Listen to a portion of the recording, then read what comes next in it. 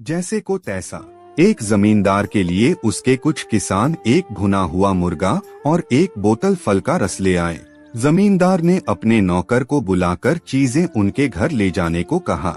नौकर एक चालाक शरीर लड़का था। यह जानते हुए जमींदार ने उससे कहा, देखो उस कपड़े में जिंदा चिड़िया है और बोतल में जहर है। खबरदार जो रास्ते में उस कपड़े को हटाया, क्योंकि अगर उसने ऐसा किया तो चिड़िया उड़ जाएगी और बोतल सूंघ भी ली तो तुम मर जाओगे।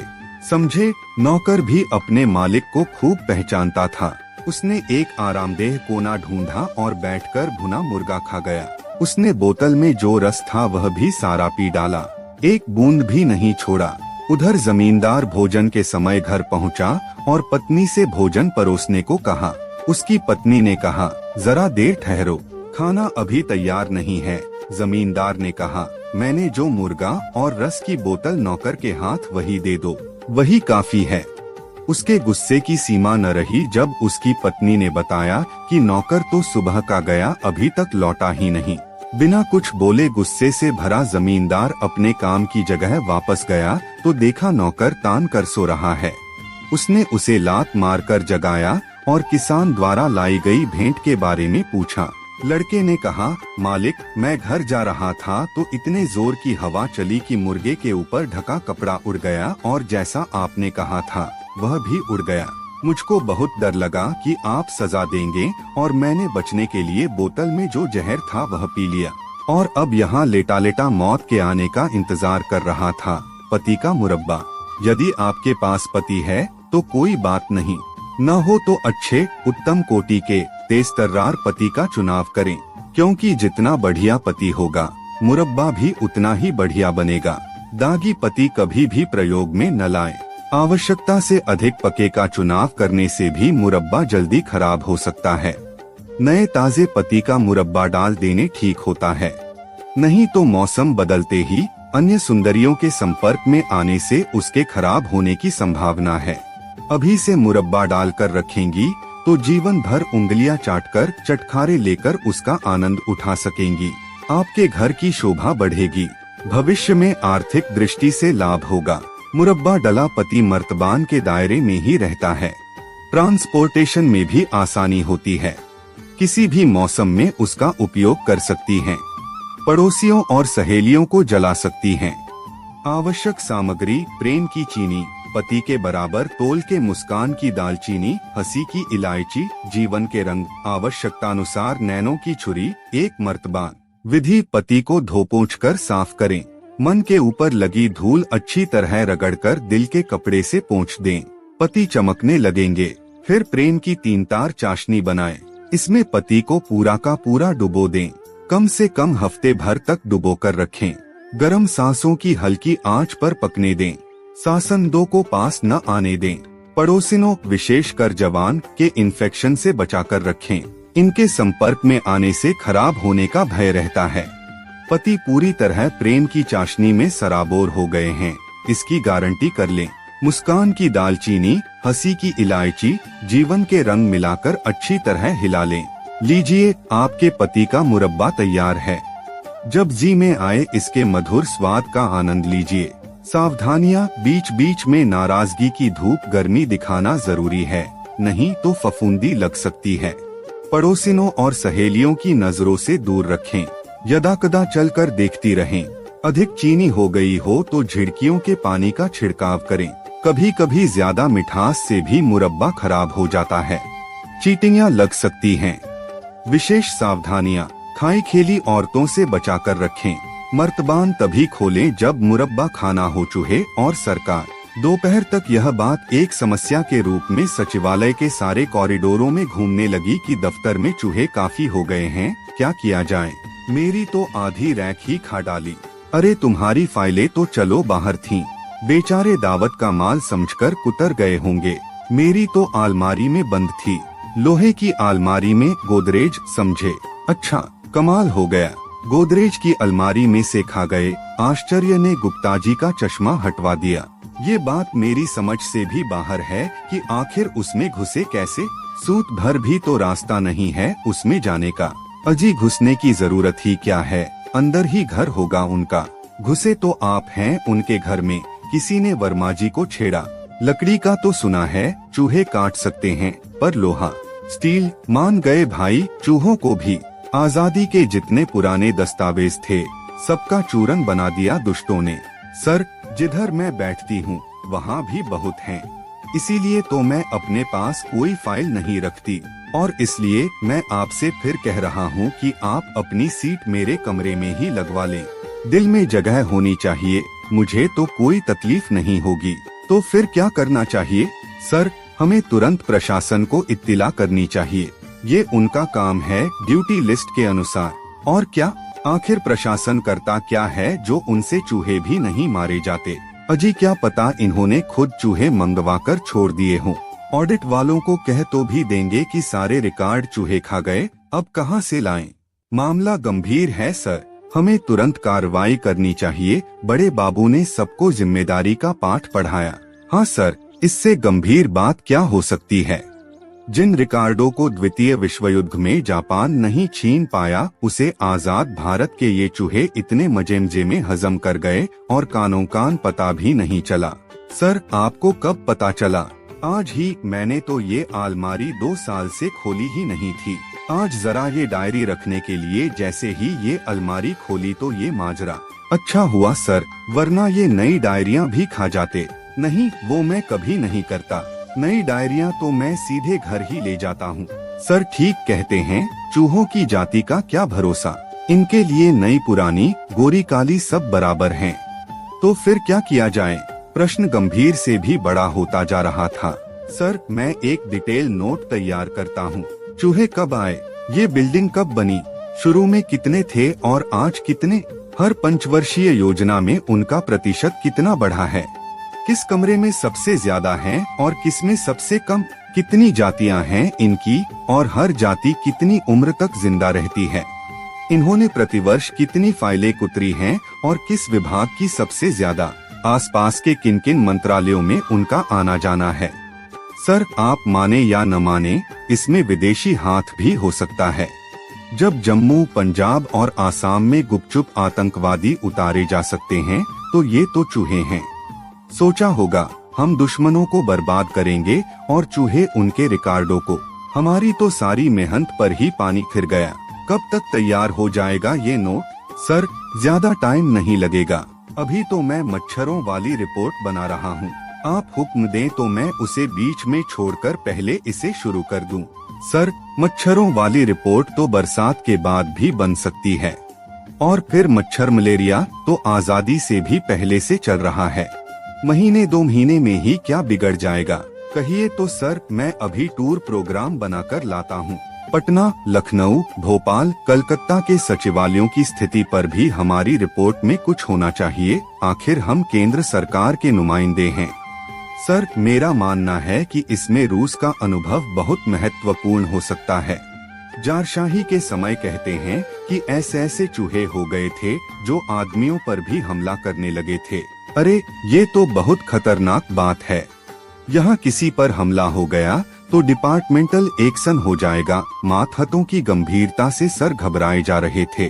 सर, हमें तो अपनी सीट पर बैठने में भी डर लगता है। कम से कम कैंटीन में चूहे तो नहीं हैं। स्टेनो बोली। बूढ़ा गरीबदास एक कोने में अपने काम में व्यस्त था। इतनी लंबी लंबी बहसें तो उसने अंग्रेजों के जमाने में भी नहीं सुनी थी, और वह भी चूहों पर। आखिर जैसे ही उसके कान इस चकचक से पकने को हुए, उसने सुझाव देना ही उचित समझा। ₹2 की दवा आएगी, आटे की गोलियों में मिलाकर रख देते हैं, चूहे खत्म। घर पर भी तो हम यही करते हैं। गरीबदास, ये तुम्हारा घर नहीं है, सरकारी दफ्तर है। परमिशन ले ली है दवा लाने की? जहर होता है जहर असली, उठाकर किसी बाबू ने खा ली तो बंधे बंधे फिरोगे। नौकरी तो जाएगी ही, पेंशन भी बंद हो जाएगी प्यारे। गरीबदास सिकुड़कर पीछे बैठ गया। ये तो वही रहेगा जिसे कहते हैं। सर, मैं एक बात और कहना चाहता था। कहो मिस्टर गुप्ता, जल्दी कहो। मेरे पास इतना वक्त नहीं है कि उसे बेकार की बहस में गवाऊं। मुझे 3 बजे एक सेमिनार में जाना है। गुप्ता जी सर के कानों तक गर्दन लंबी करके फुसफुसाने लगे। सर, मिस्टर सिंह को अमेरिका भिजवा दो। यह इस बीच वहाँ की रिपोर्ट ले जाएगा। एक तो हमें कम्युनिस्ट देश के साथ साथ कैपिटलिस्ट देश की जानकारी भी होनी चाहिए, वरना वित्त मंत्रालय हमारे प्लान को स्वीकृत नहीं करेगा और दूसरे सिंह साहिबान भी चुप बने रहेंगे, वरना कहेंगे अपने अपनों को सवर्णों तो विदेश भेज दिया और हमें यहाँ चूहों से कटवाने के लिए छोड़ दिया। सामाजिक न्याय का भी तो ध्यान रखना है। मिस्टर गुप्ता की गर्दन जब लौटकर पीछे हुई तो सर उसे गर्वित नजरों से देख रहे थे। तो ठीक है, इस टॉप प्रायोरिटी दी जाए। एक अदद घोटाला। सदा की भांति श्रीमती जी ने चाय का कप और अखबार एक साथ थमाया, फिर खुद पास आकर बैठ गईं। चाय को मेज पर रख मैंने अखबार को खोला। मुख्य पृष्ठ पर प्रकाशित एक खबर को पढ़कर चित्त उदास हो गया। दीर्घ निश्वास छोड़ी मैंने। पत्नी ने शंकित स्वर में पूछा, क्या हुआ? तबीयत तो ठीक है। मैंने उस सचित्र समाचार की ओर संकेत किया। पत्नी ने खबर की तरफ ध्यान नहीं देकर उसके साथ छपे चित्र को घूरा और बोली, हाय क्या हैंडसम पर्सनैलिटी है, कैसा मुस्करा रहा है। लेकिन इसे देख आप उदास क्यों हुए? मैं बोला, इस आदमी पर अरबों रुपए के घोटाले का आरोप है। तो क्या हुआ? वह रुपया आपका तो नहीं है। अरे इतने उदास तो आप दंगों और दुर्घटनाओं के समाचारों को पढ़कर भी नहीं होते। मैडम, मीडिया घोटालेबाजों को बड़ा उछाल रहा है। शेष समाचार घोटालों की खबरों के नीचे हैं। छोटे सो छोटा घोटाला भी खासी सुर्खियों में प्रकाशित होता है, राई का पहाड़ बन जाता है।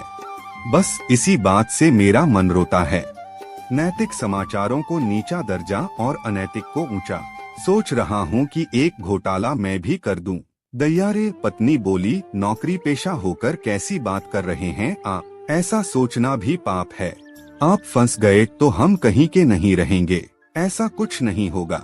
हाँ, पूछताछ और गिरफ्तारी जैसी कुछ एक प्रक्रियाओं से अवश्य गुजरना होगा, लेकिन हमारे कानून में बच निकलने की अनेक गलियां हैं।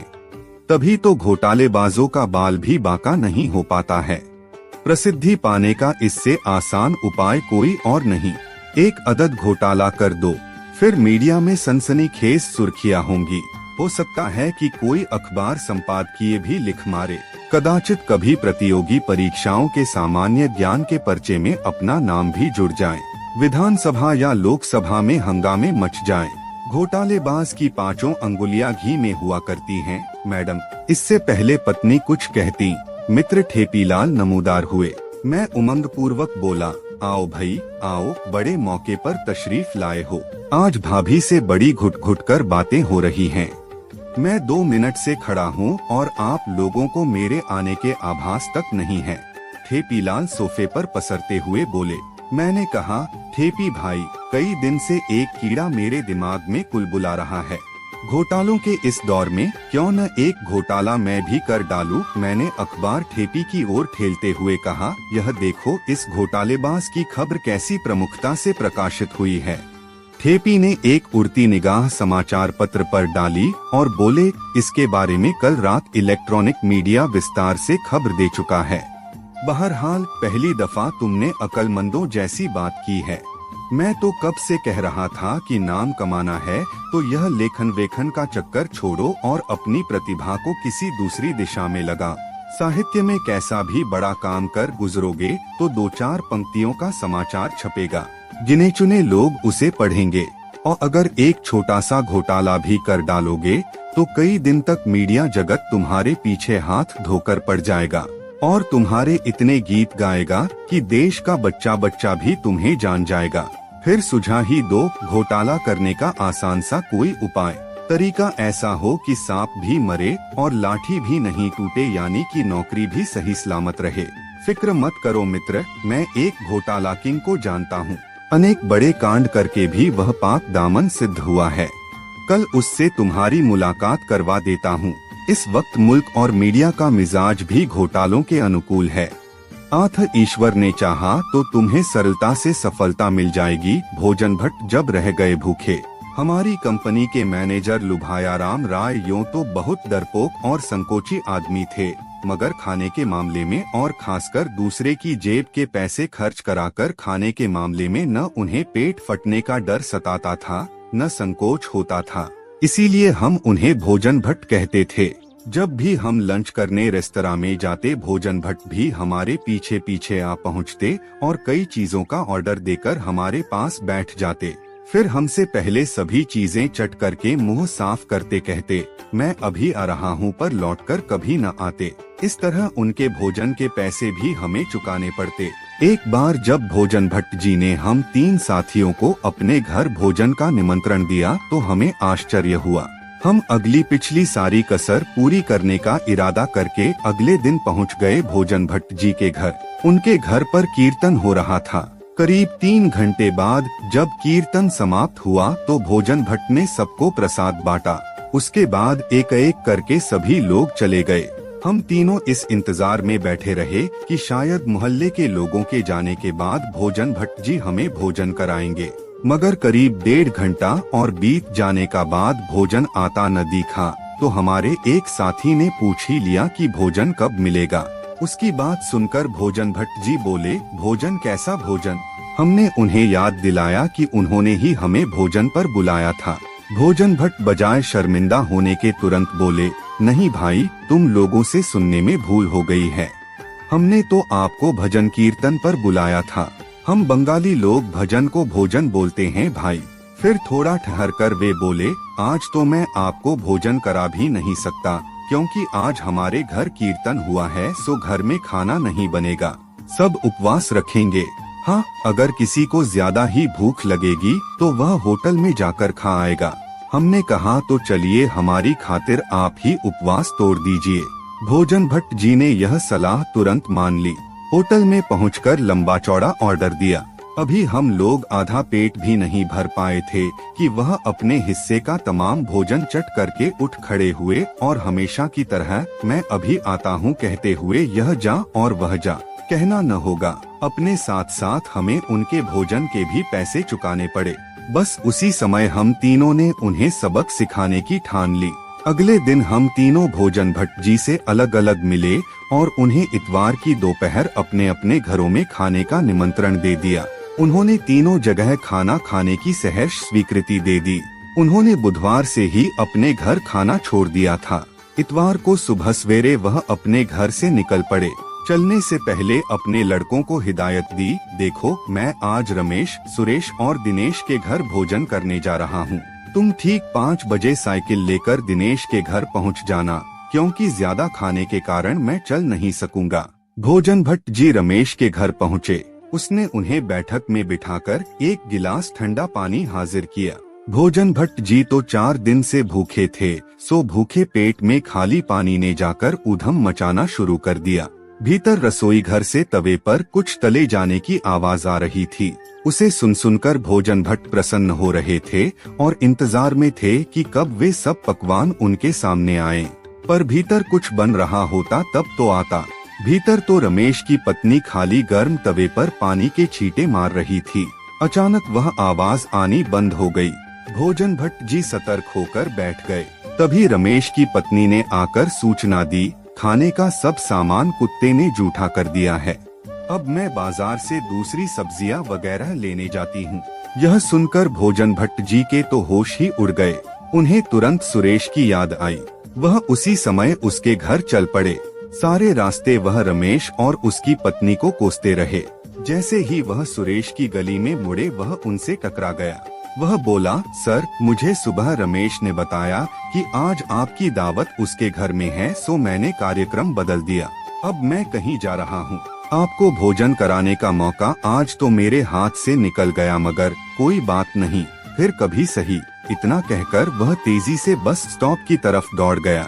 बेचारे भोजन भट्ट जी काफी देर तक भूखा पेट पकड़े सुरेश पर लानत मलामत भेजते रहे। फिर कुछ हिम्मत बटोरकर मेरे घर के लिए चल पड़े। मैं तो उनके इंतजार में बैठा ही था। तपाक से उन्हें घर ले आया। जो ही वह आराम से बैठे, मैंने कहा, सर, यह तो बुरा हुआ कि आज ही सुरेश और रमेश ने भी आपको निमंत्रित किया। अब मैं आपके पेट के साथ तो ज्यादती कर नहीं सकता, इसलिए अभी मेरी बात पूरी भी नहीं हुई थी कि मेरी पत्नी 2 कप चाय ले आई। चाय पीकर मैं उन्हें छत पर ले आया ताकि हवा का आनंद लिया जा सके। छत पर पहुंचते ही भोजन भट्ट जी ने मरी हुई आवाज में कहा, नहीं, मैंने उनके यहाँ भोजन नहीं किया। मैंने फैसला किया था कि खाना मैं तुम्हारे ही घर खाऊंगा। तभी मेरी पत्नी छत पर आकर बोली, देखिए मैं जरा अपनी माँ के घर तक जा रही हूँ, शाम को देर से लौटूंगी। और वह फौरन घर की चाबियाँ मेरे पास रखकर चली गई। मैं अरे सुनो तो चिल्लाता रहा, पर उसने मुड़कर भी न देखा। इधर मैं भोजन भट्ट जी का हाल देखकर अवाक रह गया। वह बेहोश होकर छत पर लुढ़क चुके थे। शाम को उनका लड़का मेरे घर आया और भोजन भट्ट जी को उसी हालत में साइकिल पर लाद कर ले गया। वह पूरे रास्ते बड़बड़ाता गया, कहा था एक साथ 3-3 घरों में दावत मत खाना, पर किसी की सुने तब न। उसी दिन भोजन भट्ट जी ने मुफ्तखोरी से तौबा कर ली। निचली मंजिल का घर। हम लोग कई महीनों से मकान बदलने का कार्यक्रम बना रहे थे, पर मकान मिल ही नहीं रहा था। तभी खबर मिली कि यमुना पार एक नई कॉलोनी बनी है, मयूर विहार, जहां आसानी से मकान मिल रहे हैं। एक रोज हम उस कॉलोनी में गए। प्रॉपर्टी डीलर से मिले तो उसने हमें कई मकान दिखाए, कुछ चौथी मंजिल पर, कुछ तीसरी, कुछ दूसरी, कुछ पहली और कुछ निचली मंजिल पर। मकान देखकर आने के बाद हम कई दिनों तक यही सोचते रहे कि हमें कौन सी मंजिल वाला मकान लेना चाहिए। पापा का कहना था कि चौथी मंजिल का, पर मम्मी ने कहा नहीं, वहाँ तक चढ़ने उतरने में ही दम खुश्क हो जाएगा, फिर बच्चे गिर पड़े तो चोट अलग लगेगी। ऐसा करते हैं, पहली मंजिल का मकान ले लेते हैं, न ज्यादा चढ़ना पड़ेगा, न बच्चे सड़क पर डोलेंगे। पर हमें यह कतई पसंद नहीं था, क्योंकि वहाँ खेलने की जगह ही नहीं थी। सो हमने जिद की कि हम तो सबसे निचली मंजिल में रहेंगे। मम्मी पापा को हमारी जिद के आगे झुकना पड़ा। एक सप्ताह की मेहनत के बाद हमने अपना नया घर अच्छी तरह सजा लिया और उसमें जाकर रहने लगे। अभी वहाँ रहते हमें 2 ही दिन हुए थे कि किसी ने हमारा दरवाजा खटखटाया। जैसे ही दरवाजा खोला, एक महिला भीतर आई और मम्मी से बोली, बहन जी नमस्ते, मैं आपके ऊपर वाले फ्लैट में रहती हूँ। हमारी बेबी ने कंघी ऊपर से आपके लॉन में गिरा दी है, जरा उठा दीजिए। मम्मी ने कंघी उठाकर दे दी। उसके बाद कभी उनकी बेबी, तो कभी दूसरी मंजिल वाली की बेबी, तो कभी तीसरी, तो कभी चौथी मंजिल वाली की बेबी कोई न कोई चीज गिरा देती। ऊपर वाली आंटियां वहीं से चिल्लाकर मुझे आवाज देती और कहती, भूमिका बेटी जरा हमारी फला चीज उठाकर तो दे जाना, और मुझे जाना पड़ता। एक दिन एक साहब आए और बोले, क्यों जी, चोपड़ा साहब ऊपर ही रहते हैं? पापा चूंकि किसी को जानते नहीं थे, सो उन्होंने कह दिया, पता नहीं। वह साहब चले गए। थोड़ी देर बाद फिर किसी ने घंटी बजाई। पापा चूंकि उस दिन घर में ही थे, उन्होंने दरवाजा खोला। सोचा कोई मेहमान आया होगा, पर सामने एक भिखारी खड़ा था। उसे 10 पैसे देकर किसी तरह टाला और दरवाजा बंद किया। तभी ताड़ ताड़ ताड़ दरवाजा पीटने की आवाज आई। पापा को बहुत गुस्सा आया कि अजीब बदतमीज आदमी है जो घंटी न बजाकर दरवाजा पीट रहा है। जब दरवाजा खोला तो देखा वहाँ तो कोई नहीं है। हाँ, दरवाजे पर कई अखबार जरूर पड़े थे। पापा हैरान, इतने अखबार, हम तो केवल 2 अखबार मंगवाते हैं। तभी उनकी समझ में आ गया कि जरूर अखबार वाला जल्दी में सबके अखबार हमारे ही दरवाजे पर फेंक गया है। मेरी फिर परेड हुई। पहली मंजिल से चौथी मंजिल तक के दरवाजे खटखटाकर उन्हें अखबार पहुंचाना पड़ा। अभी मैं नीचे पहुंची ही थी कि फिर किसी ने घंटी बजाई। पापा ने दरवाजा खोला तो सामने एक सज्जन खड़े थे। वह बोले, नमस्ते जी, मैं इत्थे त्वाड़े पड़ोस में रेंदा हूँ। सानू ये 10 इत्थे कच्चा दूध मिलदा है। पापा ने कहा, नहीं। और जी मेहरी नौकर वगैरह? पापा ने कहा, पता नहीं। वे बोले, अजी पता तो त्यानू जरूर होगा, तुसी पुराने बाशिंदे हो। खैर कोई गल नहीं, मैनू कोई छेती लोड नहीं हैगी, जैदो तवानू कोई दिख जाए साड़े घर भेज देना। ये कार्ड रख छोड़ो, इस दे विच साड़ा नाम होर एडर्स छप्पा है। उनके जाते ही पापा सिर पकड़कर बैठ गए। तभी दरवाजा खुला देख वही सज्जन एक और आदमी के साथ आ गए जो सुबह सवेरे चोपड़ा साहब को पूछते आए थे। वे आते ही बोले, नमस्कार जैन साहब, मैं आपका पड़ोसी हूँ, 3rd फ्लोर पर रहता हूँ। आपसे परिचय नहीं था न, सो आज हमारे मेहमान को बहुत परेशान होना पड़ा।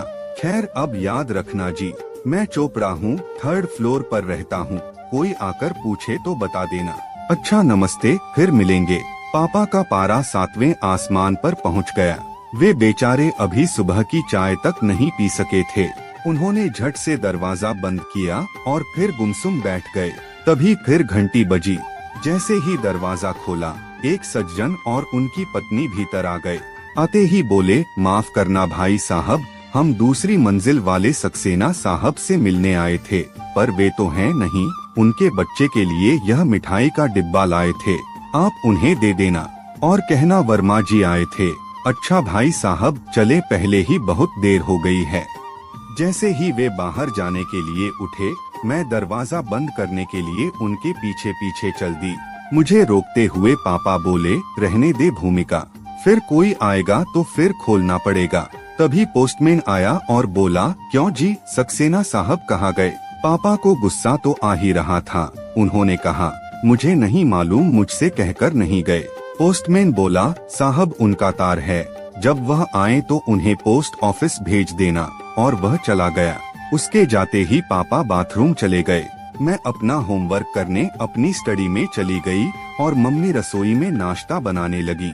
अचानक मम्मी के चीखने की आवाज सुनकर मैं और पापा ड्राइंग रूम में आए तो देखा सक्सेना साहब के बच्चे के लिए वर्मा साहब जो मिठाई का डिब्बा दे गए थे, उसे इत्मीनान से एक कुत्ता खा रहा था। यह नजारा देखते ही पापा ने अपना सिर पीट लिया और बिना नाश्ता किए ही घर से चले गए। 2 घंटे बाद जब पापा लौटे तो उनके साथ एक ट्रक भी था। आते ही उन्होंने मम्मी से कहा, हम तो बाज आए, निचली मंजिल का घर न हुआ सूचना केंद्र हो गया, झटपट सामान लपेटो। मैंने सादतपुर गांव में एक मंजिल मकान किराए पर ले लिया है, अब हम वहीं रहेंगे, नाम और निशा। क्या हुआ तनेजा जी? सुना है कि आपने होटल वाली नौकरी छोड़ दी। अजी छोड़ कहाँ दी, खुद ही निकाल दिया कमबख्त मारों ने, खुद निकाल दिया। आखिर ऐसी क्या अनहोनी घट गई कि उन्हें आपको नौकरी से निकालना पड़ गया? क्या बताऊं शर्मा जी, भलाई का जमाना नहीं रहा। आखिर हुआ क्या? होना क्या था, हमेशा की तरह उस रोज भी मैं रेस्टोरेंट में एक कस्टमर को खाना सर्व कर रहा था कि मैंने देखा कि एक मक्खी साहब को बहुत तंग कर रही है। अच्छा फिर क्या? मैंने शश पुश हुर्र करके मक्खी को उड़ाने में बेचारे की बहुत मदद की। उसके बाद मक्खी इतनी ढीठ कि हमारे तमाम प्रयासों और कोशिशों के बावजूद उसके कान पर जू तक नहीं रेंगी। किसके कान पर? ग्राहक के। कमाल करते हो शर्मा जी आप भी। ऐसी सिचुएशन में ग्राहक के कान पे जू रेंगने का भला क्या औचित्य? जू ने रेंगना था तो सिर्फ मक्खी के कान पे रेंगना था, मक्खी के कान पे। खैर छोड़ो, आगे क्या हुआ? जब मेरी शश पुश हुर्र का उस निर्लज्ज पर कोई असर नहीं हुआ तो मैं अपनी औकात भूल असलियत पे यानी के भौं पर उतर आया। गुड, अच्छा किया। अजी काहे का अच्छा किया? वो बेशर्म तो मेरी भौं की सुरीली तान सुन मदमस्त हो मतवालों की तरह झूम झूम साहब को कभी इधर से तो कभी उधर से तंग करने लगी। Oh my God, that was a very critical situation. जी फिर क्या हुआ? होना क्या था? वही हुआ जिसका मुझे अंदेशा था। किस चीज का अंदेशा था? वही मक्खी के साहब की नाक पे बैठ जाने का। ओह ये तो बहुत बुरा हुआ बेचारे के साथ। जी हम अब आई मेरी समझ में तुम्हारी नौकरी छूटने की वजह है। क्या तुमने जरूर बेवकूफों की तरह उनकी नाक पे बिना कुछ सोचे समझे हो हल्ला करते हुए हमला बोल दिया होगा। अजी कहाँ, आपने मुझे इतना मूर्ख और निपट अज्ञानी समझ रखा है क्या? शर्मा जी हम ग्राहकों की पूजा करते हैं, उन्हें भगवान समझते हैं। ग्राहक हमारे लिए ईश्वर का ही दूसरा रूप होता है। ओके, उनकी नाक हमारी नाक दोनों एक समान, क्या फर्क पड़ता है? जी उस पे मैं भला कैसे और क्या सोच के हमला बोल सकता था? तो फिर आखिर हुआ क्या? जब मेरे तमाम उपाय बेअसर होते नजर आए तो मैंने सीधे सीधे ब्रह्मास्त्र का प्रयोग करने का निर्णय लिया। ब्रह्मास्त्र? जी हाँ ब्रह्मास्त्र। मैं सीधा स्टोर रूम में गया और वहाँ से लाकर ग्राहक के मुंह पर बेगोन स्प्रे का स्प्रे कर डाला और जोर से चिल्लाया, याहू अब ना रहेगा मक्खी का नाम और निशान बरसात पैसों की। अरे तनेजा जी ये क्या? मैंने सुना है कि आपकी पत्नी ने आपके ऊपर वित्तीय हिंसा का केस डाल दिया है। हाँ यार सही सुना है तुमने, मैंने लंबी सांस लेते हुए कहा। आखिर ऐसा हुआ क्या कि नौबत कोर्ट कचहरी तक की आ गई? यार होना क्या था, एक दिन बीवी प्यार ही प्यार में मुझसे कहने लगी कि तुम्हें तो ऐसी होनहार, सुंदर, सुघड़ और घरेलू पत्नी मिली है कि तुम्हें खुश होकर मुझ पर पैसों की बरसात करनी चाहिए। तो मैंने कहा ठीक है। फिर क्या? एक दिन जैसे ही मैंने देखा कि बीवी नीचे खड़ी सब्जी खरीद रही है, मैंने आप देखा नाताब और सीधा निशाना 7 सिक्कों से भरी पोटली उसके सर पे दे मारी। थोड़ा मुस्कुरा लीजिए। 2 भाई थे, एक की उम्र 8 साल, दूसरे की 10 साल। दोनों बड़े ही शरारती थे। उनकी शैतानियों से पूरा मोहल्ला तंग आया हुआ था। माता पिता रात दिन इसी चिंता में डूबे रहते कि आज पता नहीं वे दोनों क्या करें। एक दिन गांव में एक साधु आया। लोगों का कहना था कि बड़े ही पहुँचे हुए महात्मा है, जिसको आशीर्वाद दे दें उसका कल्याण हो जाए। पड़ोसन ने बच्चों की माँ को सलाह दी कि तुम अपने बच्चों को इन साधु के पास ले जाओ, शायद उनके आशीर्वाद से उनकी बुद्धि कुछ ठीक हो जाए। माँ को पड़ोसन की बात ठीक लगी। पड़ोसन ने यह भी कहा कि दोनों को एक साथ मत ले जाना, नहीं तो क्या पता दोनों मिलकर वहीं कुछ शरारत कर दें और साधु नाराज हो जाए। अगले ही दिन माँ छोटे बच्चे को लेकर साधु के पास पहुँची। साधु ने बच्चे को अपने सामने बैठा लिया और माँ से बाहर जाकर इंतजार करने को कहा। साधु ने बच्चे से पूछा, बेटे तुम भगवान को जानते हो न? बताओ भगवान कहाँ है? बच्चा कुछ नहीं बोला, बस मुँह बाएं साधु की ओर देखता रहा। साधु ने फिर अपना प्रश्न दोहराया, पर बच्चा फिर भी कुछ नहीं बोला। अब साधु को कुछ चिढ़ सी आई। उसने थोड़ी नाराजगी प्रकट करते हुए कहा, मैं क्या पूछ रहा हूँ, तुम्हें सुनाई नहीं देता? जवाब दो, भगवान कहाँ है? बच्चे ने कोई जवाब नहीं दिया, बस मुँह बाएं साधु की ओर हैरानी भरी नजरों से देखता रहा। अचानक जैसे बच्चे की चेतना लौटी, वह उठा और तेजी से बाहर की ओर भागा। साधु ने आवाज दी पर वह रुका नहीं, सीधा घर जाकर अपने कमरे में पलंग के नीचे छुप गया। बड़ा भाई जो घर पर ही था ने उसे छुपते हुए देखा तो पूछा, क्या हुआ, छुप क्यों रहे हो? भैया तुम भी जल्दी से कहीं छुप जाओ, बच्चे ने घबराए हुए स्वर में कहा। पर हुआ क्या? बड़े भाई ने भी पलंग के नीचे घुसने की कोशिश करते हुए पूछा। अब की बार हम बहुत बड़ी मुसीबत में फंस गए हैं। भगवान कहीं गुम हो गया है और लोग समझ रहे हैं कि इसमें हमारा हाथ है।